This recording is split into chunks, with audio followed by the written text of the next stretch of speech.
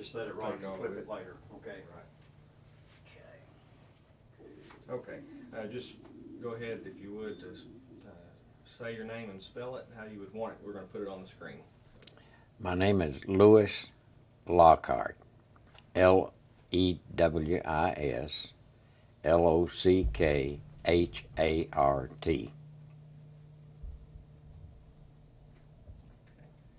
Do we need to put a rank that you were in the service, or how would you like to? No, I don't think so. Okay. I was a captain when I came out, but I didn't retire in the service. I spent 4.5 years or something like that in. Okay. Well, if you just start out kind of giving a brief history of your service career and how you became a pilot, and just kind of go from there. Okay. I was a senior at Middle Tennessee State University when Pearl Harbor occurred. I was playing in a dance orchestra at the time, school orchestra, and on Sunday afternoons we always had a rehearsal at the house of our band leader. We had a trumpet player that was always late, and he came in late that day, all excited, say, "Wahoo's been bombed." And that's the way we found out that Pearl Harbor had been bombed. That was December the 7th. And about 3 weeks later, on January the 2nd, I volunteered and was sworn in to the aviation cadet program. I was sworn in right here in Nashville at Berry Field, and they flew me from Nashville to Maxwell Field for pre-flight. I was in pre-flight at Maxwell Field, then went to Arcadia, Florida at Carlston Field, where I checked out in PT-17s, the old Stearman. Then from there I went back to Montgomery, Alabama to Gunter Field and checked out in BT-13, the old Volti vibrator we called them. And then from there to Dothan, Alabama, where I received my wings after flying AT-6. After getting my wings, they shipped me to Del Mabry Field in Tallahassee, where I checked out in P-39s. Then we found out that we were going somewhere. We didn't know where. We thought we were going to Alaska because they gave us a lot of fur-lined equipment, fleece-lined jackets and hoods and then gloves, and put us on a train.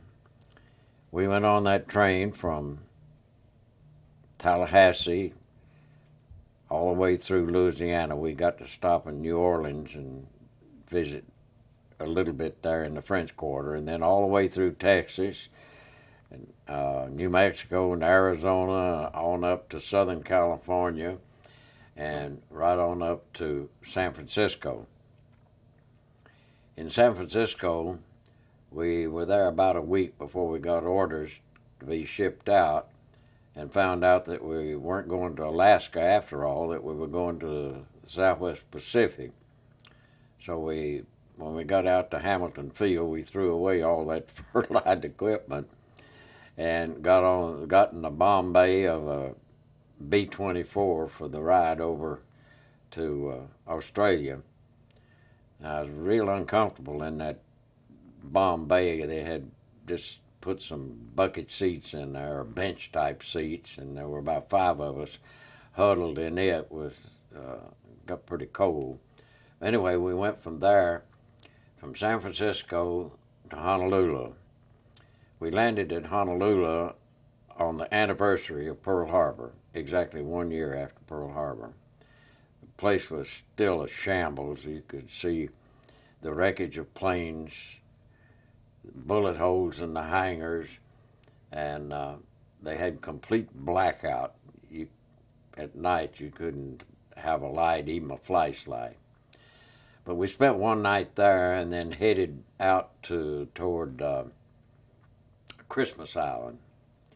But a front moved in, and we had to bypass Christmas and landed at a French-mandated island called Wallis and spent the night there. One interesting fact at Wallis, I met a Navy surgeon who was studying elephantiasis. And he put me in a Jeep and took me around and showed me some of his patients that had elephantiasis, big arms and big legs, and anyway.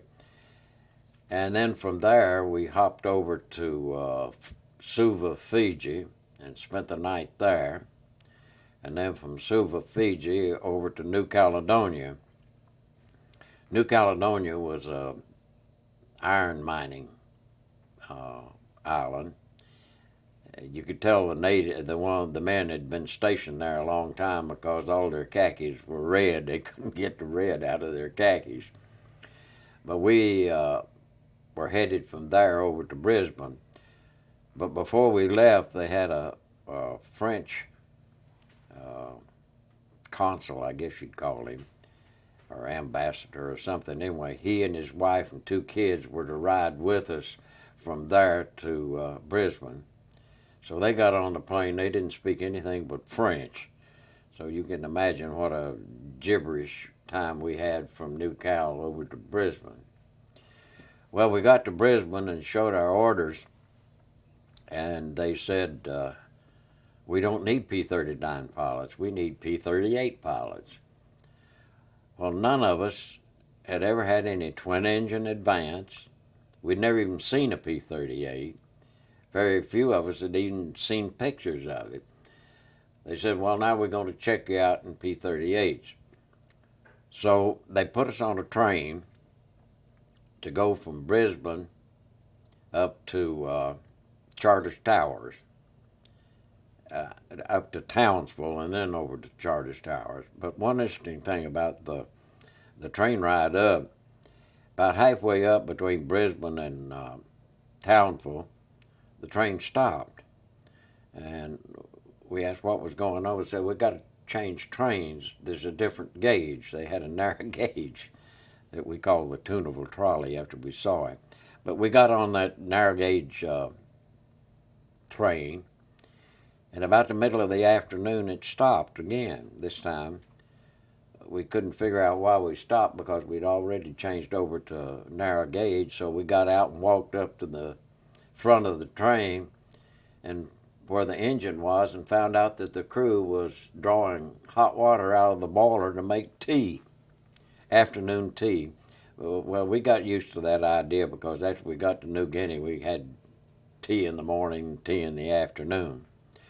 But anyway, we went, got to Townsville, and then on over to a little place called Charters Towers that had one metal runway, and we had a couple of 3 P-38s for us to check out in.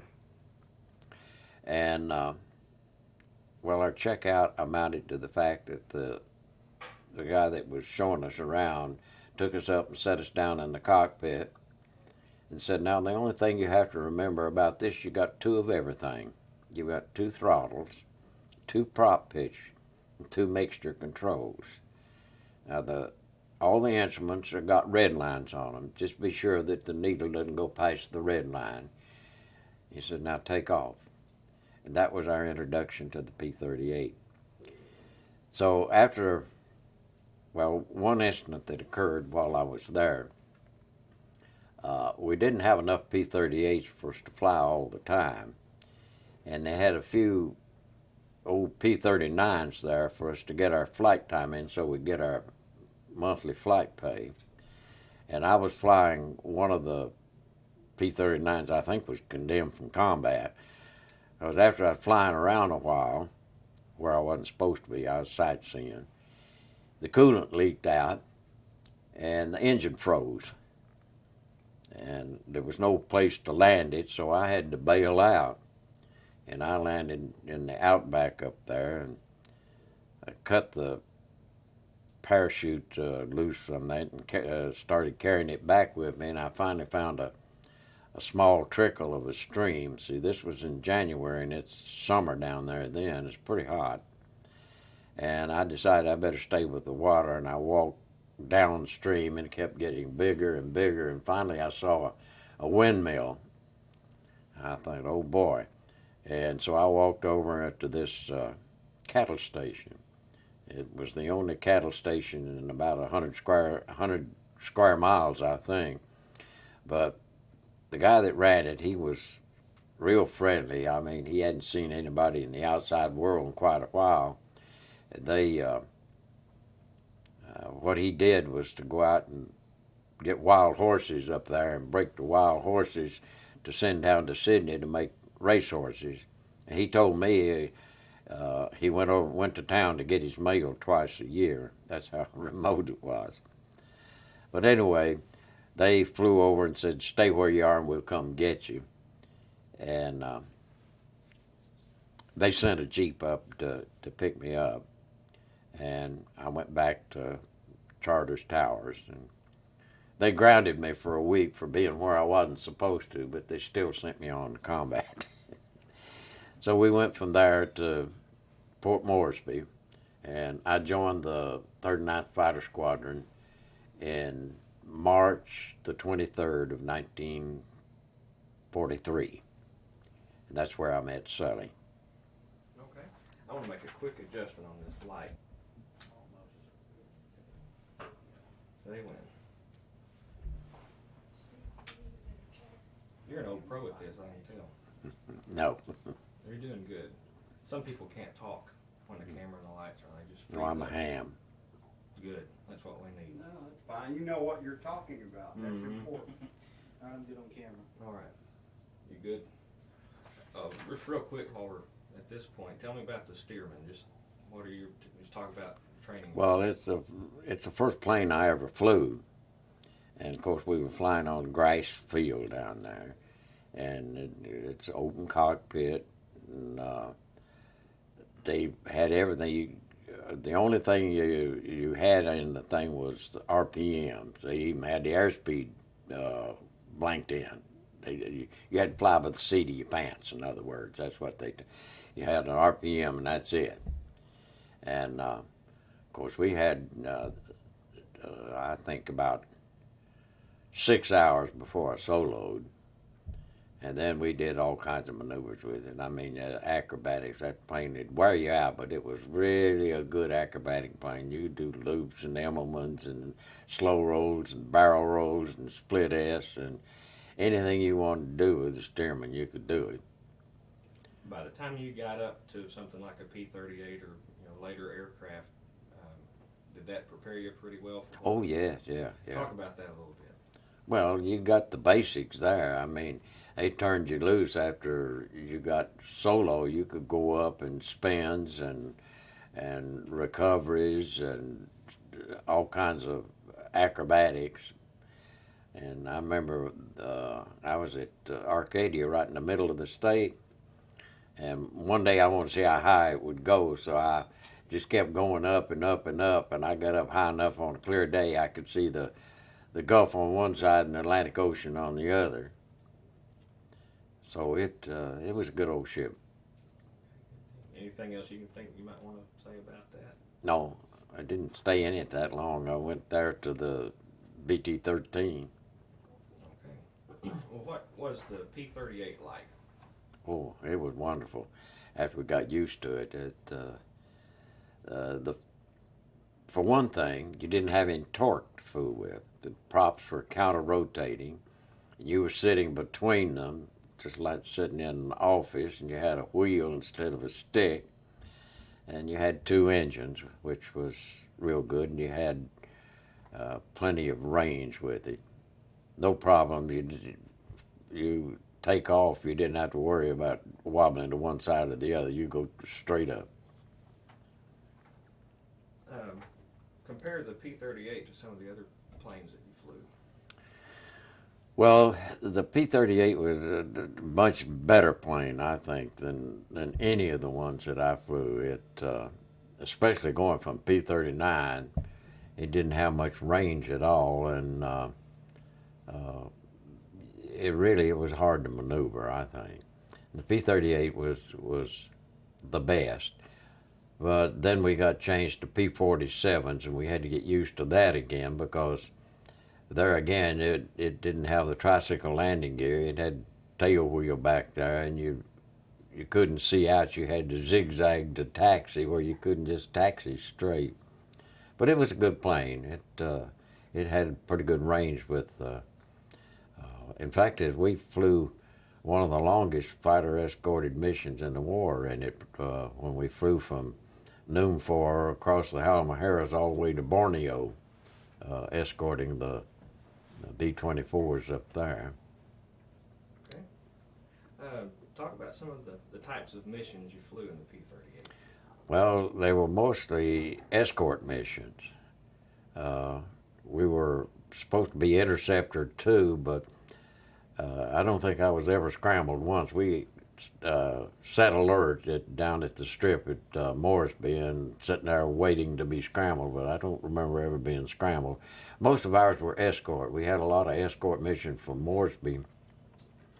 We took the transport planes up to a little place called Wow, which was a jumping off place for the infantry that were in jungles out there fighting the Japanese. And the transports would go up and unload real fast and then take out. We were up keeping escort with them, but we never did run into any problem, but we ran a lot of missions up there. The only problem, you had to get back a certain time because in the afternoon the pass in the mountains would plug up with clouds, and if you didn't get back then, you'd have to go up about 19,000 feet just to get over them. So there were a lot of missions up there. A lot of boring missions. What would just a typical escort mission consist of? What would you run into? Well, it all depends on what you were escorting. Like this, we were escorting the transport. And a lot of missions, we were escorting B-17s or B-24s, or in a few cases, the B-25s when we were going to Rabaul. But mostly it was, sometimes we'd be low level or medium level, and a lot of times we'd be real high level, depending on which squadron you were escorting. We were on an escort mission when Sully went down, which I'm sure you'll get into later. Actually, that's right where I am. I want to hear your story about how he went down, what happened. Well, my story is about what Sully told you. As he said, there are 4 flights in the squadron, red flight, blue flight, and so forth. And Sully usually led blue flight, which is the second flight. The squadron leader always was on red flight, and I flew Sully's wing. I was blue 2, and I was blue 2 on the time that he went down. And Sully made the major mistake, and he'll admit this. We had been told never to get yourself caught alone because you're a target then. But Sully was having trouble going into the mission. We were on a mission to Wewak, escorting the B-24s. And he said he had a rough engine and called in and said he's going back. He better go back. And so the CO told him, I think you're right, go on back. And I called him and said, Sully, I'm going with you. And he said, no, I'll make it all right. That's a mistake you made right there. And he headed back and went out of formation. Well, then later on, he said he got the feeling like his engine was all right and started back in. That's when he got in trouble because he was by himself and got spotted by the Zeros, and finally he went down. Well, when we found that he was down, we all started looking for him. And, of course, it's wild and woolly up there with the kunai grass and the jungles and everything. It's hard to spot anything.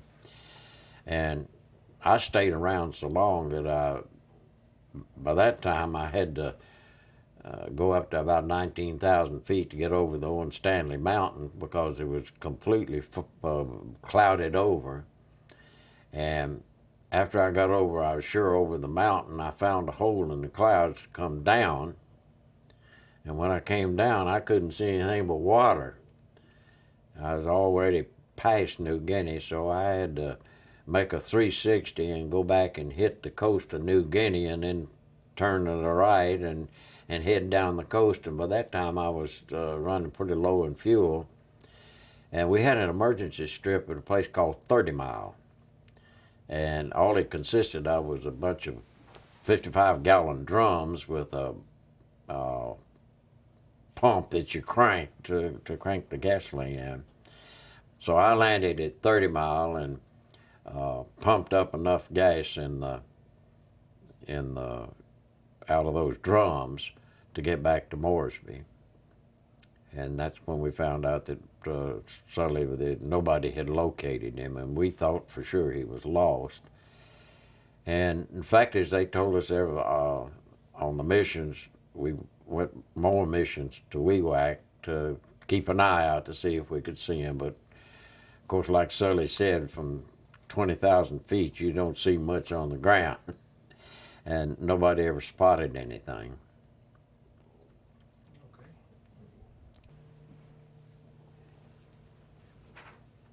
Tell me a little bit more about that. Tell me about, you felt compelled to enlist and wanted to be a pilot. Well, they just needed pilots, and the fact is that at the time you had to have at least 2 years of college to get into aviation cadets. And you could also choose whether you wanted to be a pilot, navigator, or bombardier. And I wanted to be a pilot, and later on they changed that. You didn't have a choice. You went in and they told you, you're going to be a pilot, you're going to be a navigator, you're going to be a bombardier. But I got in when you could choose, and so I went ahead and chose to be in the pilot training. Okay. After Sully crashed, and what was your take, or the rest of your fighter group? Did you ever give up on him? What did you?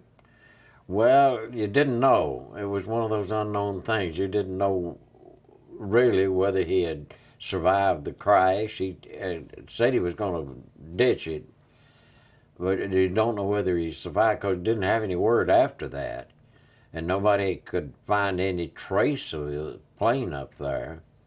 So really, we didn't know. I guess in the back of our minds, we just had written him off because it was about a month, something like a month before he finally walked up on this Australian crew that got him back to base.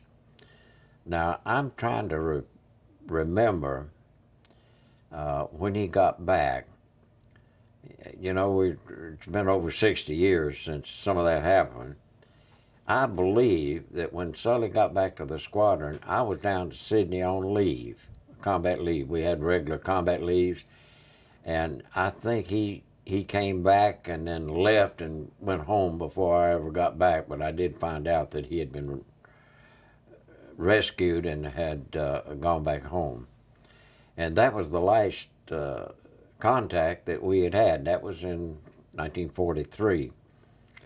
Well, some time ago, I heard about the P-38 that they dug out of the ice, the Glacier Girl, and it was up at Middlesboro, Kentucky, and I decided to make a trip up there. I wanted to see the restored P-38. And while there, they had a roster of all the P-38 pilots that had visited there, and Sully's name was on it. And that's where I got his address and phone number, and when I got back home, I called him. And so we've been talking ever since then, and 2 years ago, we met at the reunion in Austin, Texas. And since then, we've talked once or twice a month anyway. He still calls me Blue, too. That's a great story. Tell me about, what did it feel like? I mean, I assume you were pretty good friends having flown together so much. Yeah. What did it feel like, to have the idea that he was gone in combat? Well, it's a sense of loss. I mean, he wasn't the only one that we lost. There were others that lost. Some of them lost by weather, and others in combat.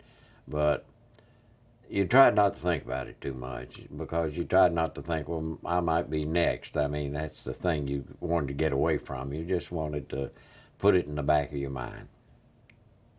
How did it feel when you learned that he had come back? Oh, it was a joyful account to find out that he'd made it back. Yes.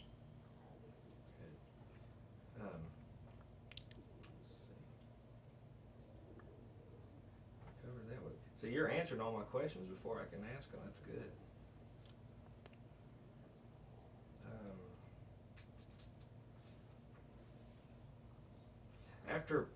After all these events, just what was the rest of the war like for you?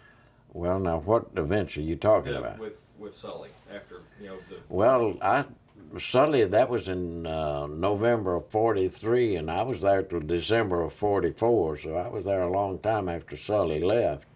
I was there when we changed from P-38s to P-47s. And, of course, I flew a good many missions after Sully left in the P-38 before we changed over to 47. In fact, it's one of the missions to Rabaul. I almost had a similar thing happen to me. We were escorting, we were high escort on, I think it was the first daylight raid we had on Rabaul. We were escorting the B-24s or B-17s. And I had an engine go out. And I wobbled out of formation and got to tinkering with it, and like Sully, I got it to going and started back in to see if I could join the squadron, and I found myself in a hornet's nest with nothing but tracer bullets. So my engine went out for good then, and I headed straight down to the water, and from 19,000 feet, when you go straight down, you pick up a good bit of speed, and there's no zero that can stay with you, and I pulled out right on the deck and had a feathered engine, and I went on one engine from Rabaul to Emergency Island in Carolina. Carolina is just a dot in the Bismarck Sea over there. The funny thing is, rather coincidental, earlier our squadron had been sent to Milne Bay to bolster a P-40, Australian P-40 outfit to cover the landing at Carolina. They were going in to land at Carolina, and we were to cover the landing. They were going to make an emergency strip out of it. So we covered the landing, no enemy action at all, but we did cover the landing, and they made this emergency strip there. Now, I didn't know at the time, but I was going to use it later, coming back from Rabaul on one engine. One other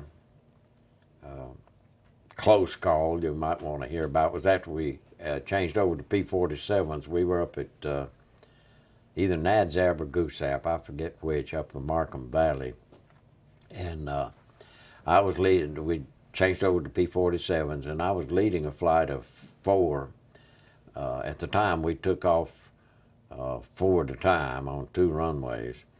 And I was taking off, and we had a 200-gallon belly tank underneath. I had a tire blowout, and it set that 200-gallon tank down on this metal runway, and it exploded. And I don't know why, but I reached down and flicked my safety belt, and it popped me out of that cockpit like a pea. And I landed to the side of the runway.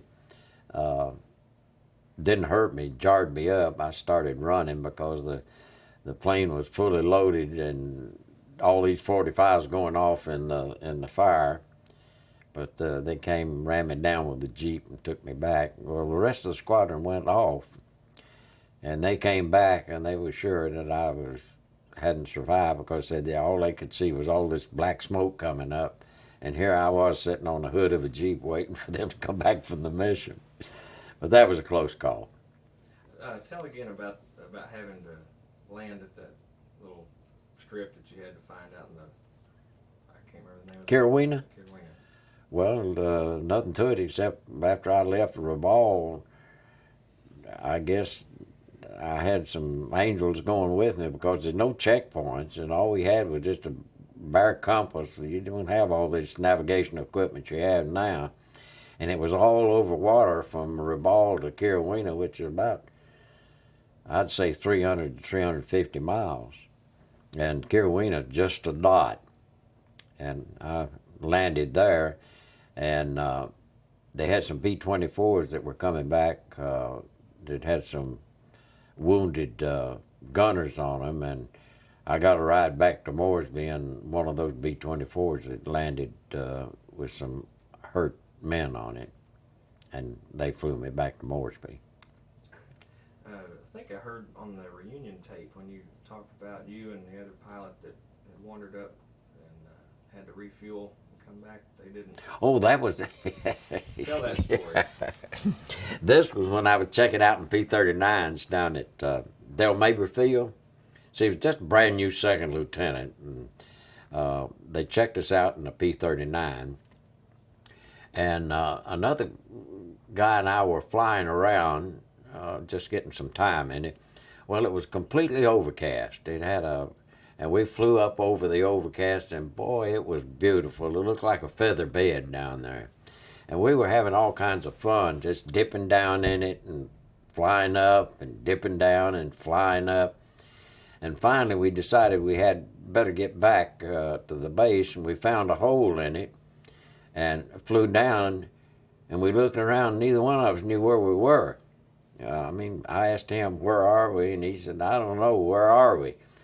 And I said, well, which way are we supposed to go? And he says, I don't know, let's start looking.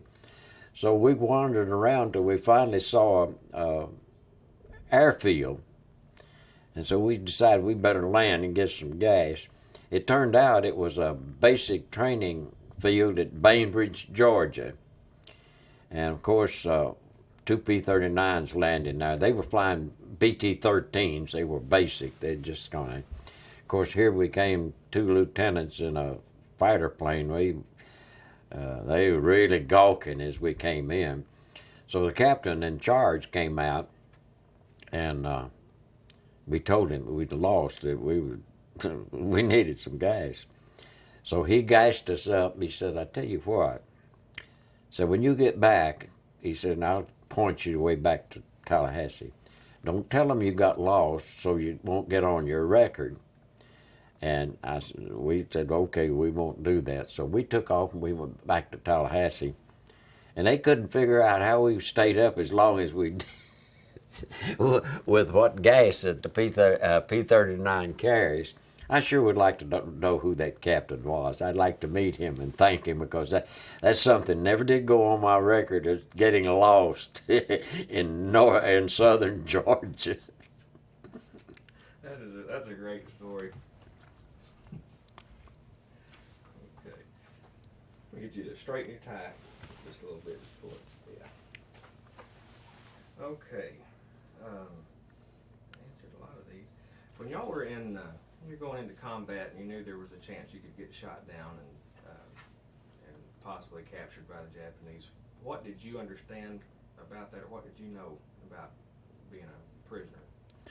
Well, we knew that all we were supposed to give was name, rank, and serial number. And, of course, we'd made up our mind if we went down, we wouldn't tell them we were an officer, we were a sergeant or something. But I don't know. If you've seen a picture, I think it was in the book Flyboys, it showed a picture of an Australian being beheaded by Japanese. Well, somehow or other, when that happened, intelligence got a hold of it, and they showed us that picture, and that didn't sit too well with us. It's showing the guy getting his head cut off. Okay, that's kind of sobering, I guess. Yeah. Is there anything else about that element that you want to? The same things. I was just wondering how much intelligence you had on how our crews were treated. If you guys were aware that some other crews were being executed, is obviously from that. Well, knowledge you we were not told directly, but I saw this. I'll find that picture and show it to you. It's in one of the books that I have, and that's a picture that we got while we were there, and so we knew that some of them got beheaded. And this was an Australian, it wasn't American, but it showed him ringed around with this guy with the sword just ready to cut his head off. What kind of emergency procedures did you follow relative to training? Did they tell you if you had to ditch to stay with the aircraft? Did they tell you always try to make it to the water? Maybe a PBY would get you? Well, the main thing was they said if you could make it to the water, you're better off, because jungle was there. You couldn't do much in the jungle. It was too dense. But most of our missions were close to water anyway, and I think if I'd had to go down, I'd rather gone down the water, because we had an inflatable boat that you sat on. You just pull the plug on it, and we wore Mae West all the time. So you really had better chance if you're in the water, because they could send a PBY and pick you up. They didn't have helicopters at the time. Let me get you, if you would, just to give that answer again and look straight Trying to over. get behind you. Yeah. So they haven't looked at me when he's Let me talking. get this So out of your way. automatic thing to do. You wanna I get- should let Josh ask all the questions for that reason, because it's just natural to look to the person Oh, I that's see. questioning. I was trying to get behind Josh for that reason. Okay, so now he what's looked at me. Yeah, I don't know. what was the question again now? Just what intelligence What, they have. what intelligence you had, and what were you told about your emergency procedures? If you had to go down, of course, try to get to the water for the PBYs, but if you went down in the jungle, stay by the plane, how much, in other words, Well, how much main- pre-mission briefing did they give you on what to do if? Well, as I recall, there wasn't a hell of a lot that they told us. But the thing that we thought best, if you could go down in the water, you have a better chance than going down in the jungle. Tell me that again and look right at me. Oh, What you're saying is fine. I'm just trying to make sure. well, there wasn't a heck of a lot that they told us about survival. The main thing that we thought was we would have better chance if we ditched in the water, because we had an inflatable boat and we had Mae West, and they could pick you up in the water with a PBY. If you happen to crash in the jungle, was there anything they gave you? Well, no, you had a survival kit in your parachute.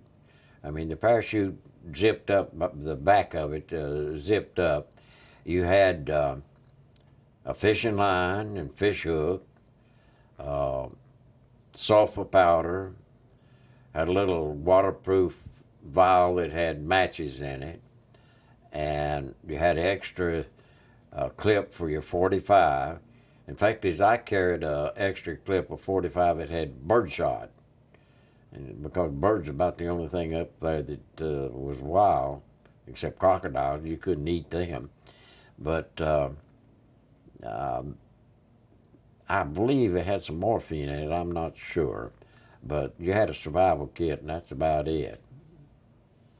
Okay. Anything else while we're at this point, or you want to save it for your? That's a lot of it. POW treatment have captured. Of course, you didn't get much on that. No, What about the intelligence network for your targets? Did you know, for example, what the bombers were going for, or whether or not a big troop ship was going to be around, or whether or not Well, they were yeah, that flying was anti-aircraft? that was pretty good. We'd have a briefing before each mission, and like they tell you where the machine guns, anti-aircraft machine guns were, and what the target for the B-24 were, and where we were supposed to be, and that was about it. That was pretty good. And then, of course, we had debriefing when we came back from a mission. Another element we haven't really touched on. What was your, when Sully crashed, he had these natives to deal with that he ran into. What was your understanding about the natives in the area? Well, the funny thing is, we didn't see many natives in Moresby. They're all back in the jungle. And I don't remember them telling us anything about the natives. Well, of course, they told us that the natives around Moresby were a lot different than the natives up around where Sully went down, because they were still headhunters up there. and it was pretty wild. Natives up there never seen a white man, and that's what Sully ran into. Okay. Let's see. I'm just almost finished with my questions. If you want to get yours ready, I'm just going to change seats with you. Okay. And let you give me just a few minutes. All right. Okay, we're going to shift gears just a little bit, and I want to hear you talk about Glacier Girl for a little bit. Just kind of tell, when you found out that there was a P-38 they had brought back, just tell what you know about that. Well, the main thing that I found out about it was the part they had on TV. It showed the operation where they dug a hole in the ice and how they pulled up part by part and piece by piece and took it to Middlesbrough and put it together and actually got it in flying condition.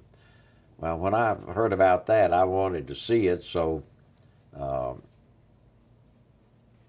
nephew of mine and I went up to Middlesbrough, and it was nice to see. The only thing was they wouldn't let you touch it. They had it rimmed off. You had to look at it from the side.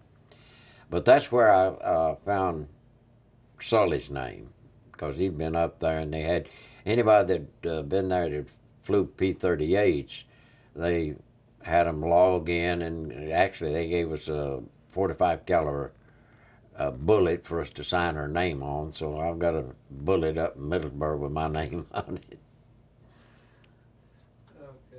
Okay. Talk about how rare it is to see a P-38 now. Now? Well, very rare. I don't know of many that are in flying condition.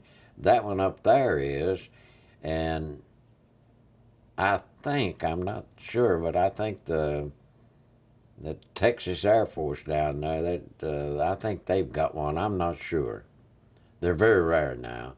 And I know they only have one P-39 that's in flying condition, because we saw it at San Marco 2 years ago when we went to the reunion in Austin, Texas. In fact, I got to sit in the cockpit of it. You didn't take off in it? They wouldn't let us. But they did fly it for us. They flew it. One of the son of one of the members of our squadron, Shady Lane's son, flew a P-47 down from somewhere up in Ohio, and they put on an air show for us at San Marco. They had the P-39, they had a P-47, and they had an AT-6 that was painted with the rising sun on it like as a zero. So they went up and put on an air show for us there with the P-47, P-39, and the fake zero. That was probably a neat thing. Oh, it was. Let's see. When you back to Glacier Girl, for you to be able to go and see a P-38 on display and know that it's open to the public like that, how does that make you feel? Oh, it makes me feel proud. Talk about that a little bit. Because to me, the P-38 was the pride of the war, I think. I know the other planes, the P-47 and the P-51, and got a lot of publicity too, but to me, the P-38 was the plane. You had two engines, and if you ever had to use just one, you were glad you had two. I think it's the prettiest plane too. It is a pretty plane. And your opinion, what's the historical value of having access, to still be able to see that? To see what? To see the P-38. Oh, it's everybody ought to see it, to see what it looked like and what we had at the time. It was the top of the line. When the P-38 or any of these other planes that are available, for people to see, what legacy do you hope that leaves to future generations? Well, I guess what we went through in the years from 41 to 45.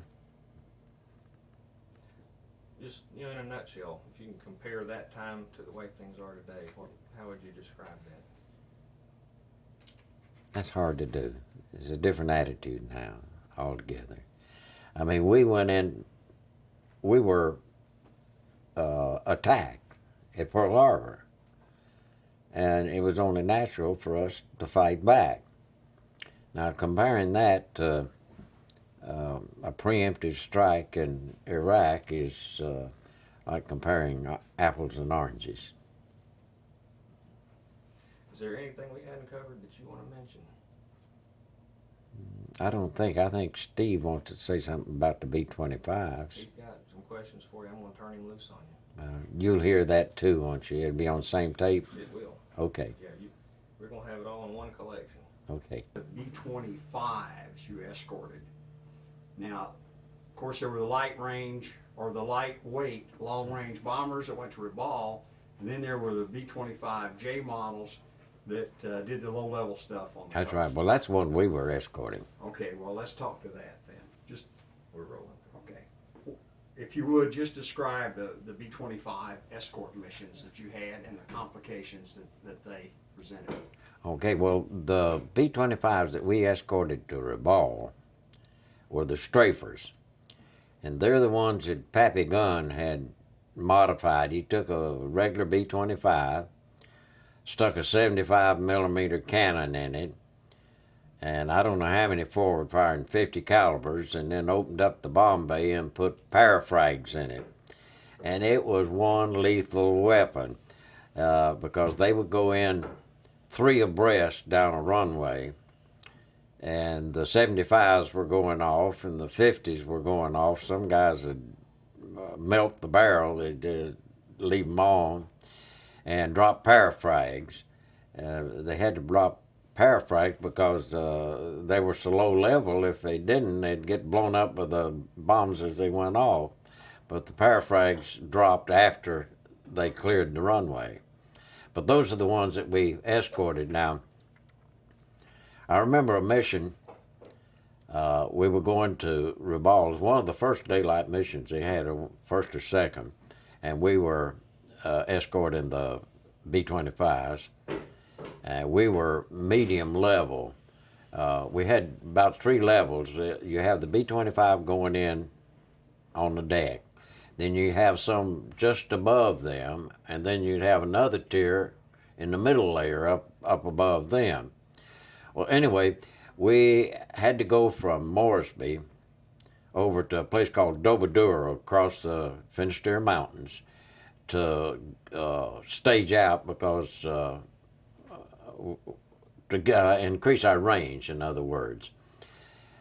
We were staging out of Dobadura, and they sent a weather reconnaissance group up, and a front had moved in, so the mission was called off for that day.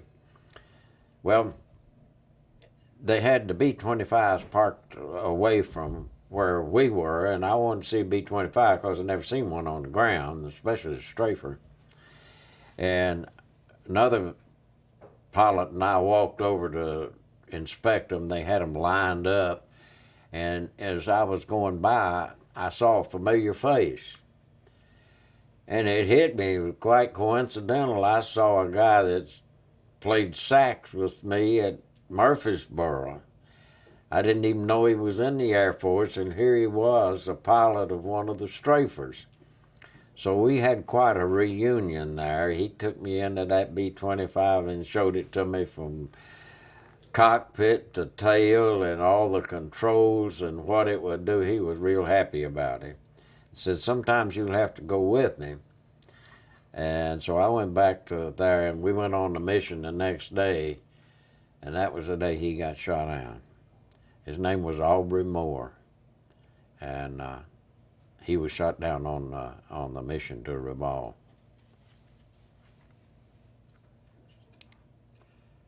What kind of ringside seat did you have when the bombers were doing their thing and you guys were watching for fighters?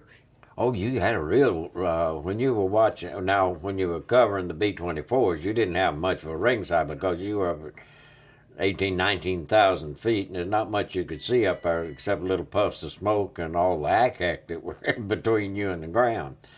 But when you covered a low level like a B-25, you could see the havoc that they were doing. I mean, you were above them, and when you see 3 planes go down runway with 375s going off like this, and then all the 45s going off and the parachute frag going down, you can see havoc. You can tell what they're doing. What kind of pilot reports did you all do when you got back, after action reports, if you will, on lost aircrew reporting?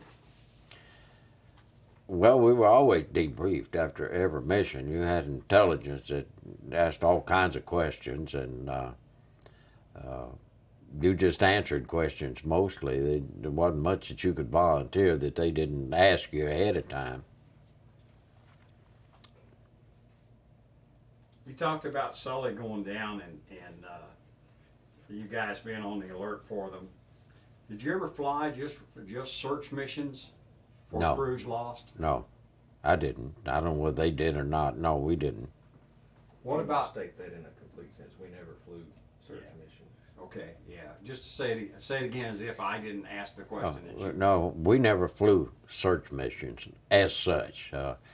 Like I said before, they told us, now Sully might be down somewhere, keep an eye out, because we were going back to WEWAC, but if you're at 15,000 feet, there's not much you can see, and then if you had to go down, you didn't have much time to look at the ground. You had to survive. What was your most common concern or your biggest danger commonly in the missions that you flew? A lot of it was weather, because a lot of times you get caught in weather, and we lost a lot of guys that just weather related. But also, we saw a good bit of ACAC. Of course, if you see it, it's good. It's not going to hit you if you see it, but when you see a lot, you might think that there's something there that you don't see. Tell me about the threat of Japanese submarines if you went down in the water. Did they warn you about those? No, never said anything about submarines. Tell me about the policies for flying your same aircraft, for nose art and naming your aircraft, and your radio procedures. Well, as far as radio procedures, there are certain missions you went to, you had radio silence. But we had IFF that we always turned on, identification, friend or foe, and that was supposed to identify you coming back in, that they wouldn't shoot you as friendly fire. But we had communication between planes most of the time, except sometimes they said we're radio silence. But what was the rest of the question? Talk about call signs. You said you always used Bluetooth. Well, our code name for the squadron was Outcast, and I don't know how we got that. They were called Outcasts when we got up there. They tell a tale now that I don't think it's true. They said that when we christened the officers club that we made screened in Port Moresby, we invited General Wordsmith and some of the other generals in, and they brought nurses in and a little portable piano to have a bash. Everybody got drunk, really. And it rained cats and dogs that night. It was muddy, I'm telling you it. And the tale was that General Wordsmith was trying to go up to a tent, and he slipped, and one of the other officers hit him in the face with his foot, and said that ever after that the 39th was called Outcast. But it's not so, because they were called Outcasts when I joined them, but that makes a good story. But there are four flights in a squadron: red flight, blue flight, yellow, and I guess green. But red flight is always commander's flight. The CO leads the squadron as red flight. And the number 2 flight is blue flight. And that's the one that Sully usually flew. And I was his wingman, blue 2. In fact, is we still talk to each other as blue 1 and blue 2 when he calls. But I was flying blue 2 when he went down. Did you often recognize nose art of any of the bombers that you had escorted often enough, or the squadron paint schemes and that sort of thing? No. How did you recognize each other? For example, if you were radio silence, what was the procedure? Well, yeah, I don't think nose art had anything to do with it. You could recognize the tails were different colors and different color noses and everything, but I don't think we ever really noticed the nose art on them. That was by squadron and by type aircraft then? That's right, yeah. Mm-hmm.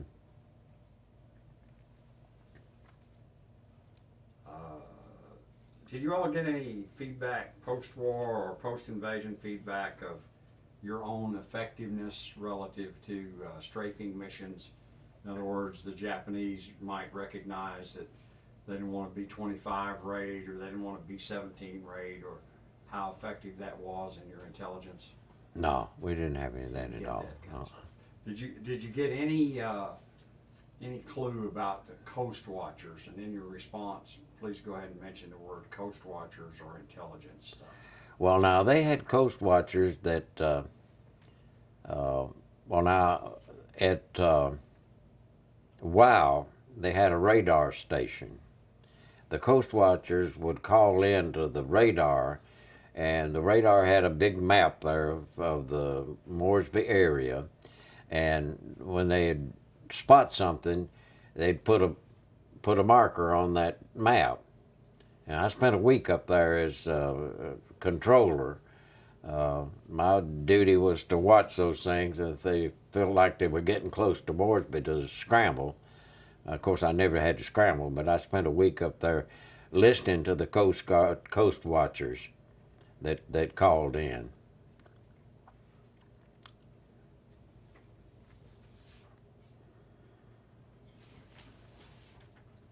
Would you go over that relay process of the PBYs on a long mission again, please? Oh, yeah. Well, that after Lindbergh came over to our group, he was representing the Republic Aviation at the time, from P-47s, and was to teach us how to get more mileage or more distance out of our, more range out of our flights.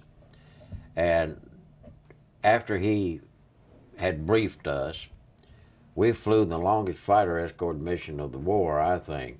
We went from, it's either Noonfor or Aui, all the way across the Halmaheras to the oil fields at Balikpapan in Borneo. It was so long that they had PBYs that were supposed to be rescue ships. One ship went up a third of the distance the night before and sat down on the water. Another one went up 2/3 of the way and sat down on the water. Then the next day of the mission, as the B-24s and the P-38, P-47s got close to them, the 1/3 of the way would take off and stay in the air until we passed. Then they'd go back down on the water, and the 1/2 would pick us up and stay aloft until it went over the target and came back, and then they would drop down. And then the one that was 1/3 of the way would pick us up on the way back. Some of the guys ran out of gas and had to be picked up in the water. It was such a long mission because it was stretching the fuel consumption. Did you ever observe any aircraft ditchings? No.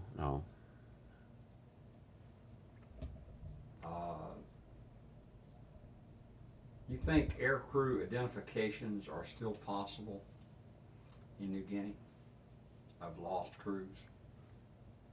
Yeah, I believe they might be if they can find enough. they can identify. Like this lieutenant I told you about, that they finally located parts of his. Well, they found bones that his daughter had DNA run on, and what parts they found was buried at Arlington Cemetery. Tell us about your awareness of what's being done as a DOD effort, what's being done or not done to locate those airmen. Well, I think it's kind of died down now. There at one time, they were a lot of search parties went out, but I don't think there's much of that going on right now. It's been a long time. That's right. Are you satisfied with what's been done to support missing air crews? Well, you can always say that more could be done. Really, I don't know how much more could be done. What would your best advice be to fellow Americans and non-veterans about being aware of World War II efforts? Well, I don't think they ought to let it die. I think they ought to remember it as something we had to do and did do and accomplished it.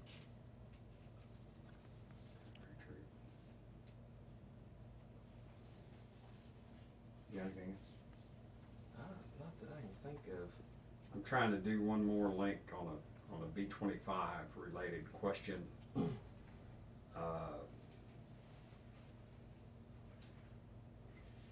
Did you often fly? Talk about targets of opportunity relative to a mission where about what you know observed on skip bombing techniques. Okay, we're good. Okay, tell me. Say, well, rumors were whatever. Well, I don't remember one in particular. I don't remember exactly where it was, whether it was at Nadzab or when we moved up to Noomfor. But anyway, the rumor got out that the Japanese were going to drop paratroopers on our base. And, I mean, they woke us up in the middle of the night to tell us that and said report up to Operation Shack. So we went up to the Operation Shack, and they told us that we've got rumors that they're going to drop Japanese parachutes on us, and we are to defend this strip to the last man. And they said, now you take these two men and you go down to this end of the field, and you've got a machine gun down there, and you take this one down at the other end and defend it. And we didn't even know how to fire a machine gun. But it was just a rumor, but you can imagine the feelings when you go down to a bunker down there and you're supposed to learn how to shoot a machine gun in case the paratroopers come in. But that was one rumor that I remember real well. Tell me about your living conditions. Did you live with the bomber guys, or did you stay with the fighter guys? No, we stayed with the fighter guys. We set up tents. In some places we had real good tents. In other places we didn't have too good a tent. But the living conditions weren't that bad. We had good food at time, and we had bad food at time. And the tents that we put up, I remember one time we had what they call goobas, where the rain's horizontal, and it blew our tent over, and we had to stay under the tent until the rain was over before we could put it back up. What about aircraft damage that you've seen and still flying, either P-38s or bombers or otherwise? Well, I've seen P-38s come back on one engine. In fact, I came back on one engine. And the P-47s, I saw some that, one that came back, the supercharger's underneath on it. I saw it come back with a supercharger blown completely off, and he got in and landed safely. And I've heard rumors, now here's rumor again, that some guys got a cylinder shot off and came in. Now, I don't know how true that was. You see any bombers damaged on their return? Well, no, not that I remember. Now, I know a bomber at Carolina when I landed on single engine that time. He'd been shot up because he had one of his crew members was shot for the reason he was landed there, and it had bullet holes in it, but it was still had 4 engines flying.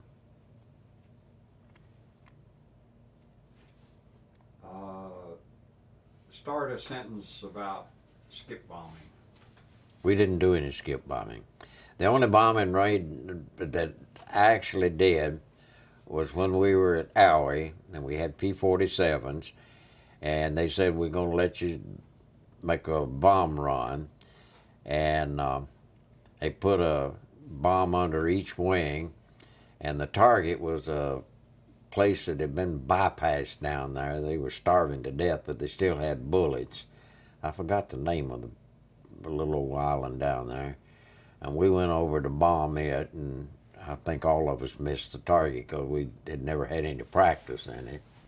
But that's the only bombing that we had. Now, some of the other groups actually did some bombing.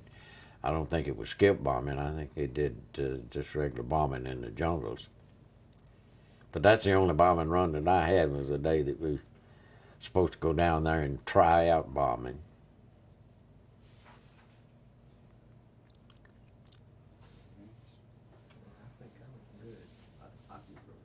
What else can you think of that might be of interest? Can you think of any jargon that was used that's almost lost now relative to buzzwords or things you said or whatever it might have been associated with the equipment? An example would be RBM in Vietnam was a real big mine. Well, the main thing we had was Kilroy. You know, Kilroy was here. Everybody had to have a sign, Kilroy was here. And the one thing was that you should have been here when it was rough. I mean, if you went up one day ahead of somebody, you met them there, you should have been here when it was rough. You always heard that. And if you went up one day late, they talk, well, you should have been here when it was rough. Talk about those interdiction missions at Fort Moresby that the Japanese flew, 10, 2, and 4 Dr. Pepper. Yeah, well, they were ineffective. All they did was get you out of bed. But we had a 75 millimeter that was right outside our tent. Was supposed to sound 3 times as a red alert. Well, you know, when 75 goes off, it jars pretty good. And it'd go off and shake you out of your bed at 10 o'clock, at 2 o'clock, and 4 o'clock. Just about the time you get back to bed. That's the reason we called them the Dr. Pepper raids. They were 10, 2, and 4. They'd go over 1 or 2, and the searchlights would pick them up, and everybody'd get out yelling. The ack to get them, and never did. But you'd see them puff all over the place, and they'd leave. But we had a good yelling good time trying to get the ack to hit them.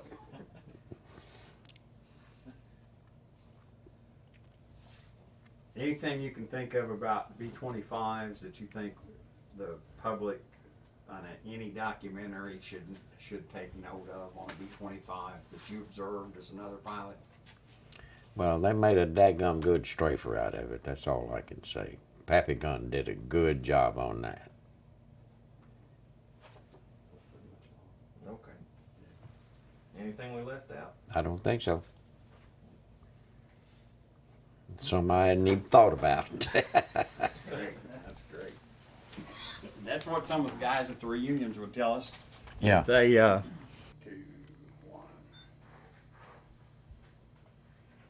Okay, yeah, tell us something about how you'd fly with the bombers and close proximity. Well, when we were escorting the B-25 strafers, say to Ribal, the strafers would go in right on the deck. In fact, they took off and never got off of the deck. They'd have to pull up to go over a tree and then to go back down. But they'd go down on the deck. Then we had about 3 tiers of fighter planes that were guarding them.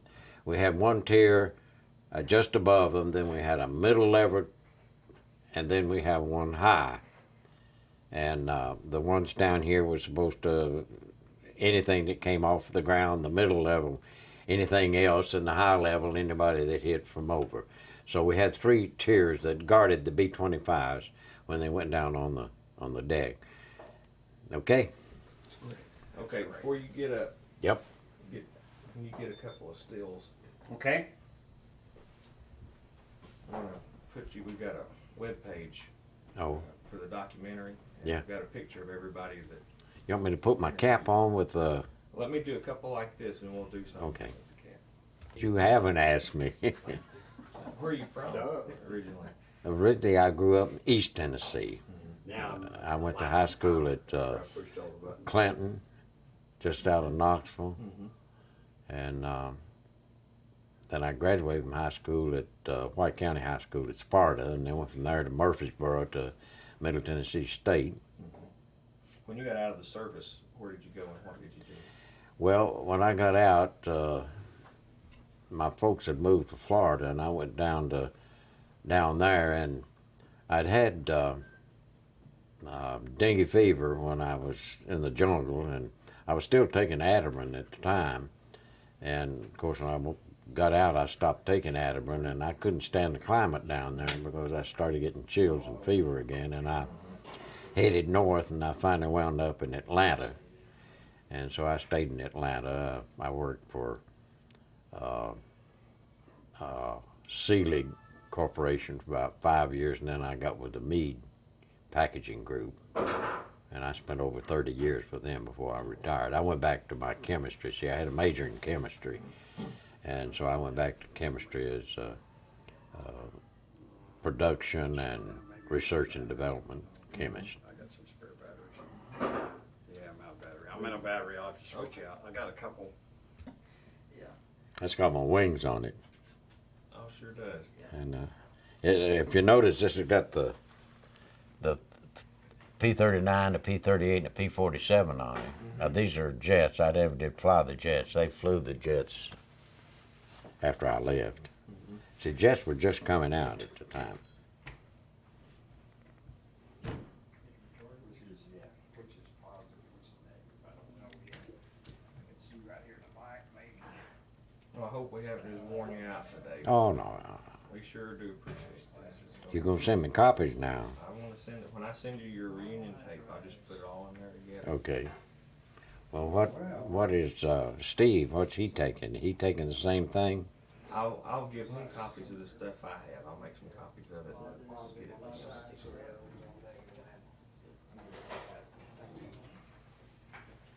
When do you think you'll be going to New Guinea? Probably next summer sometime. We don't Oh, I have see. the date squared away just yet. That way, without a flash, it looks natural to the way the interview was done. Okay. Come on, machine. We'll get him we without the get him hat right? on and with the hat on. Yeah, let's go ahead and take one with the hat. I'm while getting you got nothing.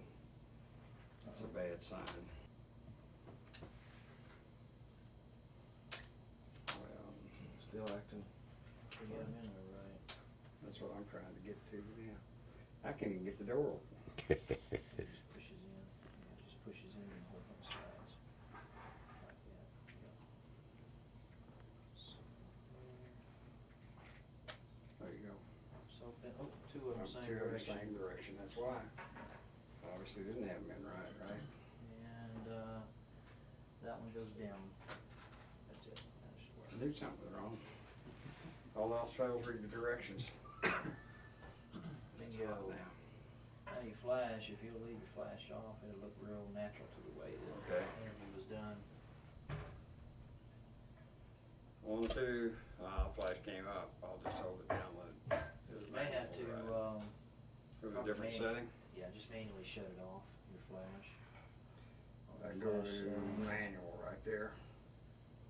or you can just. I go to manual, it won't. Come up here, now splash.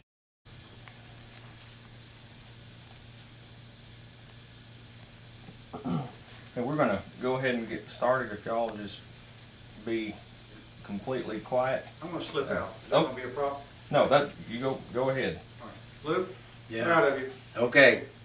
On to Nashville. We'll get you a copy, bye-bye. We'll tell you his autograph later.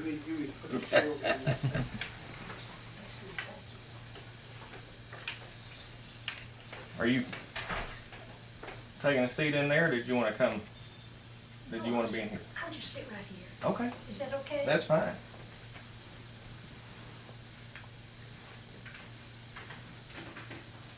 All right, last chance, tell me, we need to change something. It looks good, Josh. Everything looks, I'm happy with it. You happy with it? For what I know, what's it worth, right? hmm. Okay. And the only thing I can spot maybe right where his elbow is left elbow. It's getting a little hot from the light. Yeah. Are you just- gonna- there you go. Are Perfect. you gonna give him any signal when you're getting ready to stop just- or ask a question or whatever? Any We'll just visual? kind of, Just let it run Take and off clip with it later, okay? right, Okay. okay, just go ahead, if you would, just, say your name and spell it, how you would want it, we're gonna put it on the screen. My name is Lewis Lockhart. Lewis Lockhart.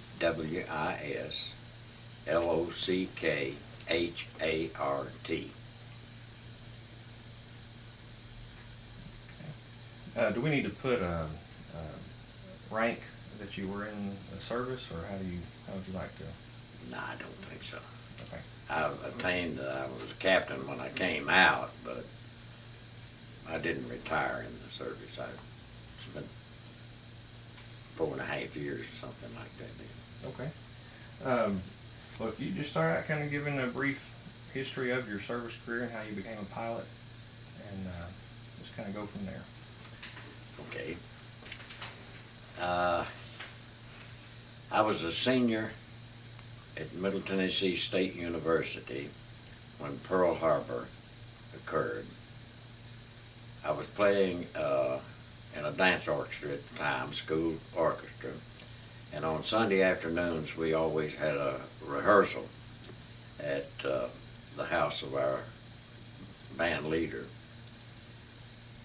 We had a trumpet player that was always late, and he came in late that day, all excited, say, "Wahoo's been bombed." And that's the way we found out that Pearl Harbor had been bombed. That was December the 7th. And about 3 weeks later, on January the 2nd, I volunteered and was sworn in to the aviation cadet program. I was sworn in right here in Nashville at Berry Field, and they flew me from Nashville to Maxwell Field for pre-flight. I was in pre-flight at Maxwell Field, then went to Arcadia, Florida at Carlston Field, where I checked out in PT-17s, the old Stearman. Then from there I went back to Montgomery, Alabama to Gunter Field and checked out in BT-13, the old Volti vibrator we called them. And then from there to Dothan, Alabama, where I received my wings after flying the AT-6. After getting my wings, they shipped me to Del Mabry Field in Tallahassee, where I checked out in P-39s. Then we found out that we were going somewhere, we didn't know where. We thought we were going to Alaska because they gave us a lot of fur-lined equipment, fleece-lined jackets and hoods and then gloves, and put us on a train. We went on that train from Tallahassee all the way through Louisiana. We got to stop in New Orleans and visit a little bit there in the French Quarter, and then all the way through Texas, New Mexico and Arizona, on up to Southern California, and right on up to San Francisco.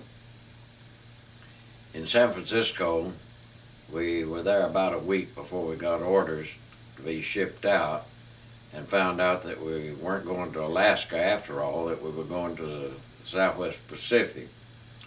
So when we got out to Hamilton Field, we threw away all that fertilized equipment and got in the bomb bay of a B-24 for the ride over to Australia.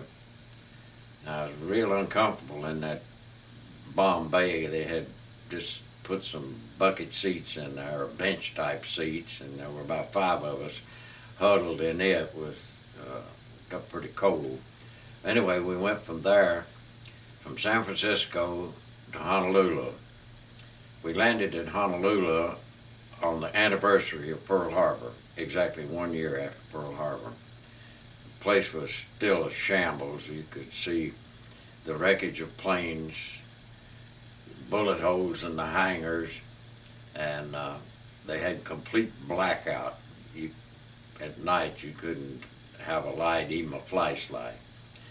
But we spent one night there and then headed out toward Christmas Island. But a front moved in, and we had to bypass Christmas and landed at a French mandated island called Wallis and spent the night there. One interesting fact at Wallis, I met a Navy surgeon who was studying elephantiasis, and he put me in a Jeep and took me around and showed me some of his patients that had elephantiasis, big arms and big legs, and anyway. And then from there we hopped over to Suva, Fiji, and spent the night there. And then from Suva, Fiji, over to New Caledonia. New Caledonia was a iron mining island. You could tell the men had been stationed there a long time because all their khakis were red. They couldn't get the red out of their khakis. But we were headed from there over to Brisbane. But before we left, they had a French consul, I guess you'd call him, or ambassador or something. Anyway, he and his wife and 2 kids were to ride with us from there to Brisbane. So they got on the plane. They didn't speak anything but French. So you can imagine what a gibberish time we had from New Cal over to Brisbane. Well, we got to Brisbane and showed our orders, and they said, we don't need P-39 pilots, we need P-38 pilots. Well, none of us had ever had any twin-engine Advance. We'd never even seen a P-38. Very few of us had even seen pictures of it. They said, well, now we're going to check you out in P-38s. So they put us on a train to go from Brisbane up to Charters Towers, up to Townsville, and then over to Charters Towers. But one interesting thing about the train ride up, about halfway up between Brisbane and Townsville, the train stopped. And we asked what was going on. They said, we've got to change trains. There's a different gauge. They had a narrow gauge that we called the tunable trolley after we saw it.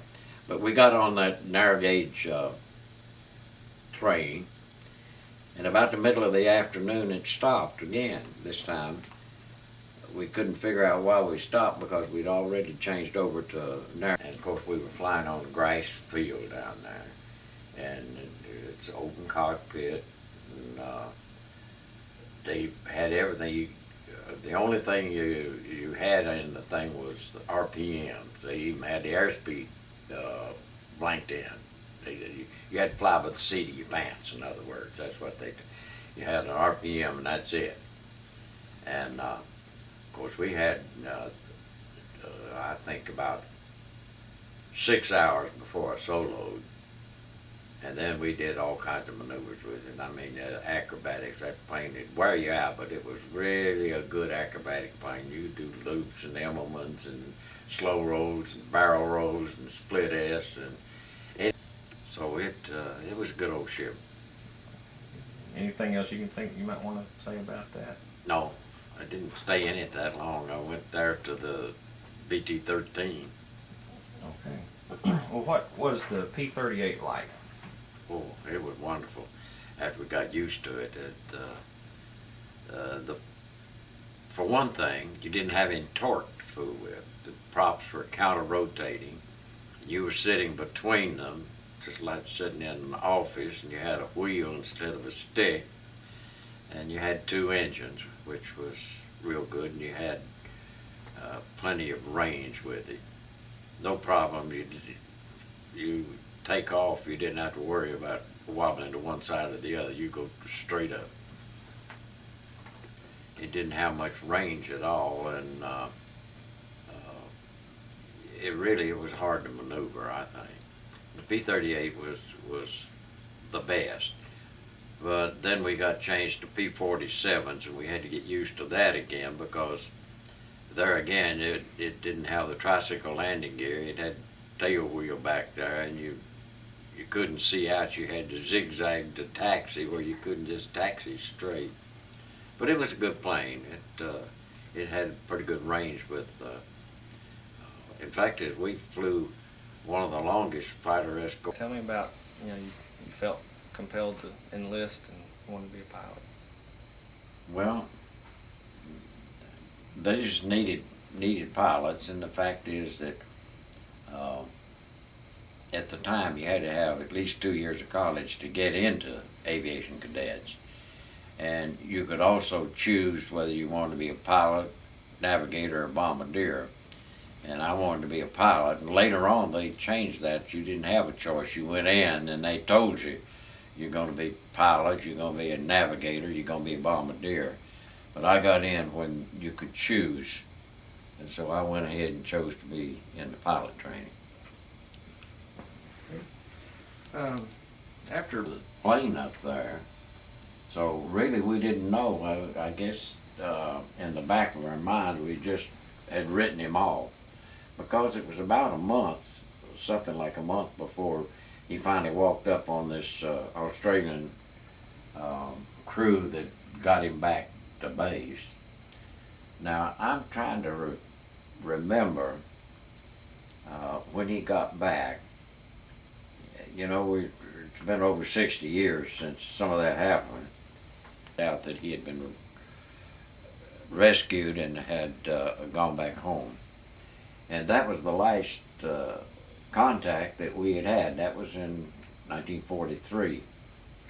Well, some time ago, I heard about the P-38 that they dug out of the ice, the Glacier Girl, and it was up at Middlesboro, Kentucky, and I decided to make a trip up there. I wanted to see the restored P-38. And while there, they had a roster of all the P-38 pilots that had visited there, and Sully's name was on it. And that's where I got his address and phone number, and when I got back home I called him. And twice a month anyway. He still calls me Blue too. That's a great story. Tell me about, what did it feel like? I mean, I assume you were pretty good friends having flown together so much. Yeah. What did it feel like, to have the idea that he was gone in combat?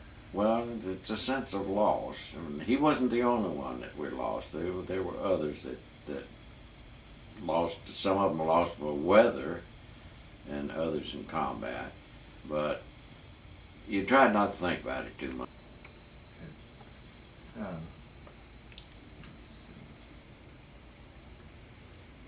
Cover that with. So you're answering all my questions before I can ask them. That's good.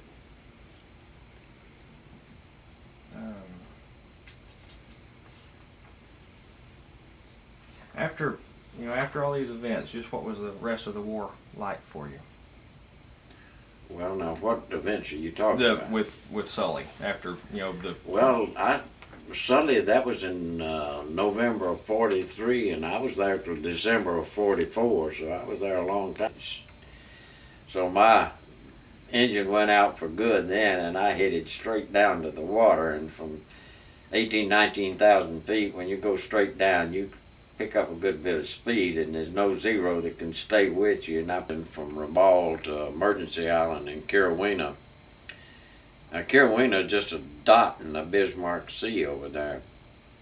The funny thing is, rather coincidental, earlier our squadron had been sent to Milne Bay to bolster a P-4 enemy action at all, but we did cover the landing, and they made this emergency strip there. Now, I didn't know at the time, but I was going to use it later, coming back from Rabaul on one end. And I was taking off, and we had a 200-gallon belly tank underneath. I had a tire blowout, and it set that 200-gallon tank down on this metal runway, and it exploded. And I don't know why, but I reached down and flicked my safety belt, and it popped me out of that cockpit like in the fire. But they came ramming down with the Jeep and took me back. Well, the rest of the squadron went off, and they came back, and they were sure that I hadn't survived, because all they could see was all this black smoke coming up, and here I was sitting on About having to land at that little strip that you had to find out in the, I can't remember the name of it. Carolina. Carolina. Well, nothing to it except after I left the Rabaul, I guess I had some angels going with me, because there's no checkpoints, and all we had was just a bare compass. You don't have all this navigation equipment you have now, and it was all over water from Rabaul. I think I heard on the reunion tape when you talked about you and the other pilot that had wandered up and had to refuel and come back. They didn't. Oh, that was Tell that story.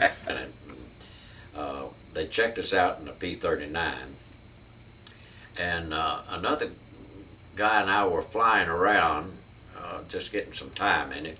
Well, it was completely overcast. It had and we flew up over the overcast, and Tim, where are we? And he said, I don't know, where are we?